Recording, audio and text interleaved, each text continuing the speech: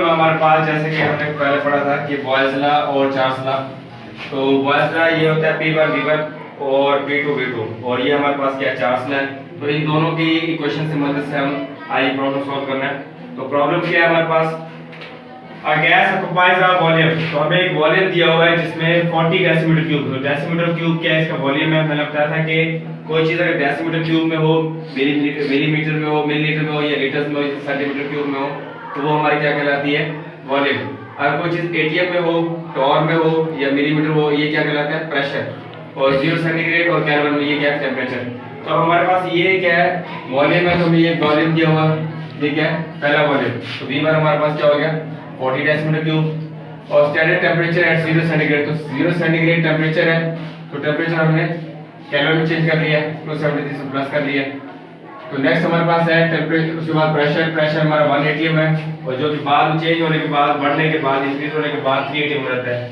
तो ये P1 हमारे पास 1 atm और P2 3 atm। तो मसला इसमें ये है कि इसमें लिखा हुआ है कि 3 atm के बाद अनचेंज टेम्परेचर, मतलब टेम्परेचर क्या हो गया, अनचेंज मतलब सेम, कांस्टेंट हो गया। तो टेम्परेचर क्या हो गया, कांस्टेंट। जब टेम्परेचर कांस्टेंट हो गया तो जाहिर सी बात है क्वेश्चन कौन सी आएगी, बॉयज लॉ। क्योंकि बॉयज लॉ में टेम्परेचर कांस्टेंट होता है और इसमें प्रेशर कांस्टेंट होता है।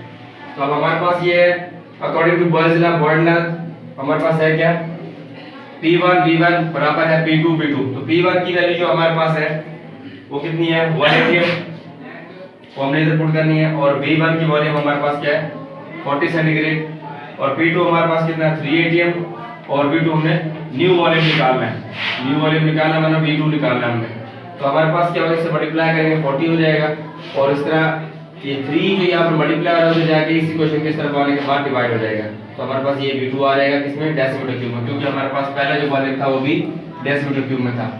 इस तरह हमारे पास नेक्स्ट है, the pressure of a gas sample is 8 atm। अब atm क्या है, प्रेशर है। उसके बाद वॉल्यूम जो है वो क्या हमारे पास लीटर्स में दिया हुआ, अभी 15 लीटर्स। और प्रेशर जो हमारे पास नया वो क्या है, 6 atm। तो हमने निकालना है क्या, वॉल्यूम निकालना है। तो इसमें हमारे पास क्या है, डेटा हमने बना लिया है, वॉल्यूम मिला हुआ है और प्रेशर मिला हुआ है। जब वॉल्यूम और प्रेशर की बात है तो हमारे पास जाहिर सी बात है बॉयज लॉ आएगा। बॉयज लॉ के हमने पहले इक्वेशन लगानी है, और उसके बाद हमने जो वैल्यूज है वो इसमें पुट करनी है। जैसे हमारे पास P1 की वैल्यू हमारे पास क्या है, 8 atm, और V1 की वैल्यू हमारे पास क्या है, 15 लीटर्स। तो उसके बाद P2 की वैल्यू हमारे पास क्या है, 6 atm, और V2 हमने निकालना है। तो ये दोनों जब मल्टीप्लाई हो जाएंगे, 15 8 से होता है 120, और 6 यहाँ पे क्या हो रहा है, मल्टीप्लाई हो रहा है, फिर जाए क्या हो जाएगा, डिवाइड।